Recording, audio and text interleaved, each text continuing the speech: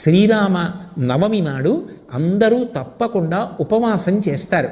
చేసి పొద్దున్నే రామచంద్రమూర్తిని ఆరాధన చేసి బాలకాండలోంచి శ్రీరామచంద్రమూర్తి యొక్క అవతారం ఆవిర్భవించినటువంటి ఘట్టాన్ని, ఆ సర్గని పారాయణ చేస్తారు. పారాయణ చేసి దేవాలయానికి వెళ్ళి రామచంద్రమూర్తిని సేవించి పరిపరి విధముల మార్చి ఇంద్రియములకు భగవంతుణ్ణి ఆలంబనంగా ఇచ్చి ఉపవాస దీక్షలో రామచంద్రమూర్తిని సేవిస్తారు. అంటే కన్నులతో కొంతసేపు రామచంద్రమూర్తి యొక్క రూపాన్ని చూడడం, చెవులతో రామచంద్రమూర్తి యొక్క కీర్తనాన్ని వినడం, చేతులతో రామచంద్రమూర్తిని సేవించడం, అలాగే నోటితో రామచంద్రమూర్తి యొక్క కీర్తిని భజించడం, అలా మార్చి ఇంద్రియములను రామచంద్రమూర్తి యొక్క సేవ యందు వినియోగిస్తారు. ఆ రోజంతా ఉపవాసం ఉండి శ్రీరామచంద్రమూర్తి యొక్క సేవ చేసి